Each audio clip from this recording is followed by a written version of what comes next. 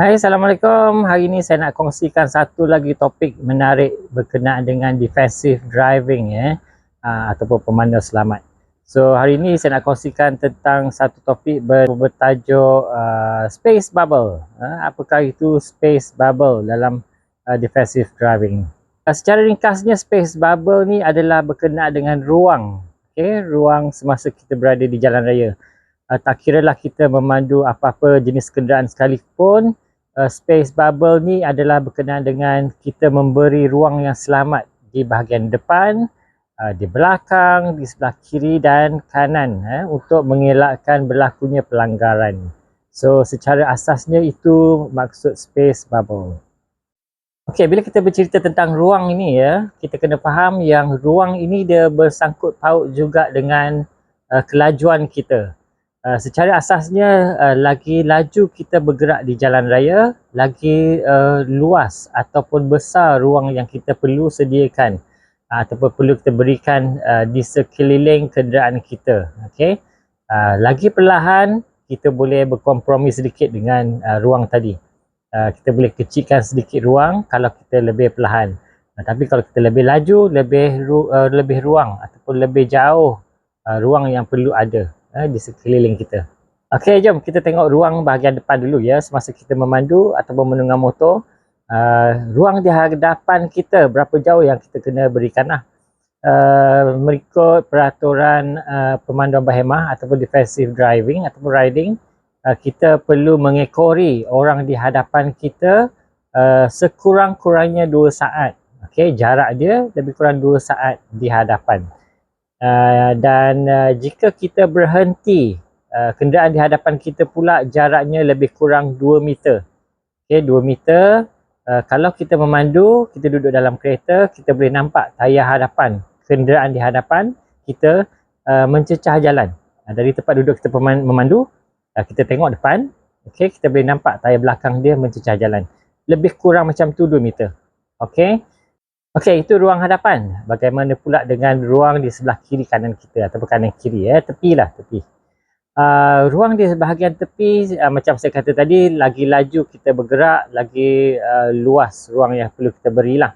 Tapi dalam keadaan yang biasa, ruang yang lebih selamat untuk kita beri di sebelah kiri kanan kita adalah lebih kurang 1.5 meter di sebelah kiri kanan kita.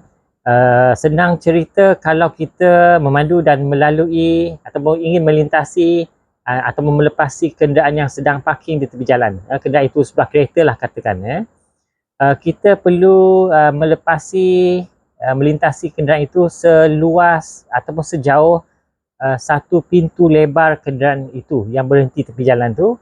Kalau dia buka pintu seluas-luasnya, bermaksud kita tak akan langgar pintu itu. Seluas itu dia punya jarak dia kalau kita sukar untuk mengukur 1.5 meter tadi. Bagaimana pula kalau kita nak memotong ataupun memintas sebuah kenderaan yang beroda 2 seperti basikal ataupun motosikal.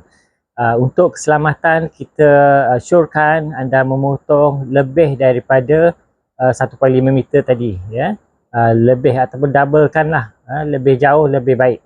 Ini disebabkan kenderaan beroda 2, sifat kenderaan itu sendiri dia lebih mudah untuk hilang imbangan. Kalaulah semasa kita memotong tadi agak rapat, kita bimbang takut dia hilang imbangan, tergolek sebelah kanan atau kiri disebabkan dua roda tadi. Jadi itu lebih berisiko kepada mereka. Jadi adalah lebih baik kita beri ruang yang lebih lagi berbanding kenderaan yang biasa.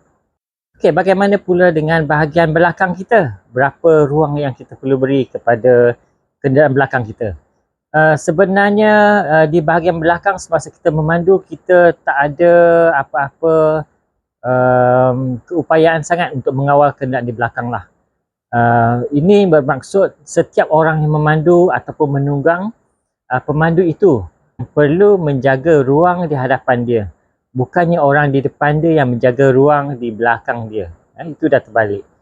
So kita sebagai pemandu yang jaga ruang depan kita. So belakang tak ada banyak benda yang boleh kita buat sangat. Ingat tak tadi yang saya kata tadi, ruang di bahagian depan sekurang-kurangnya 2 saat.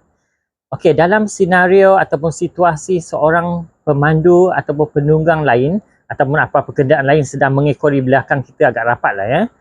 Kita perlu menjauhkan diri kita sekurang-kurangnya 4 saat di bahagian depan lah.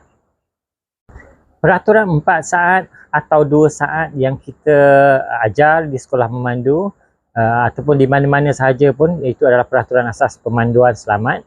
Itu adalah untuk memberi jarak yang selamat untuk kita membrek ataupun berhentikan kenderaan kita jika kenderaan di hadapan kita berhenti secara tiba-tiba. Okey, tak kira apa saja alasan dia pun, kalau dia berhenti dengan tiba-tiba, kalau kita mengekori 2 atau 4 saat, insya-Allah kita boleh berhenti dengan selamat.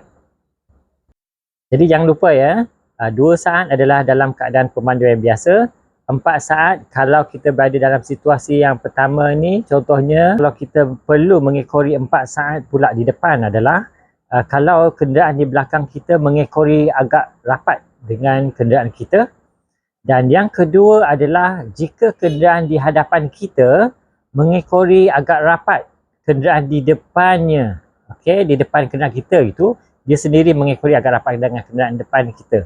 Jadi kita dengan kenderaan depan kita ini perlu jarakkan sejauh 4 saat. Dan yang ketiga adalah jika keadaan jalan itu licin disebabkan oleh cuaca ataupun keadaan jalan itu sendiri, kita perlu jarakkan sekurang-kurangnya 4 saat dengan kenderaan depan kita. Ini untuk memberi ruang yang lebih untuk kita sempat berhentikan kenderaan kita jika perlu. Okey, bagaimana nak kira 2 saat, 4 saat tu semua? Okey, jom kita tengok gambar yang saya tunjuk kat bawah ni ya. Okey, jika kita ingin mengira jarak hadapan kita berapa saat tadi, sekurang-kurangnya 2 atau 4 saat tadi. Yang pertama adalah syarat dia, kita perlu pastikan kenderaan kita dan kenderaan di depan kita mempunyai kelajuan yang sama. Okey, kalau dia lebih laju daripada kita tak guna, kalau kita lebih laju daripada dia pun tak boleh guna peraturan itu. Dan yang kedua adalah kita kena cari satu tanda yang tidak bergerak di tepi jalan untuk kita gunakan sebagai tanda marking ya.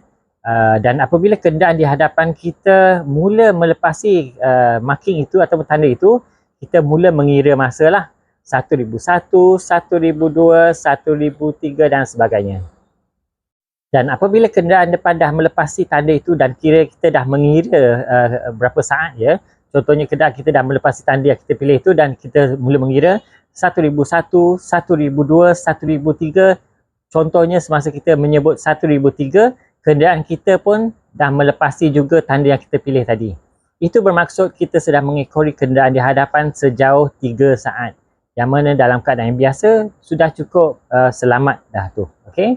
Tapi dalam keadaan jalan basah, kenderaan depan mengekori rapat ataupun kenderaan belakang kita mengekori rapat, kita pula 3 saat tak berapa cukup. Sekurang-kurangnya 4 saat. Okey, sekian tips pemanduan selamat daripada saya hari ini. InsyaAllah semoga ilmu yang saya sampaikan ini dapat membantu kita semua selamat di jalan raya. Okey, drive safe. Selamat memandu. Bye.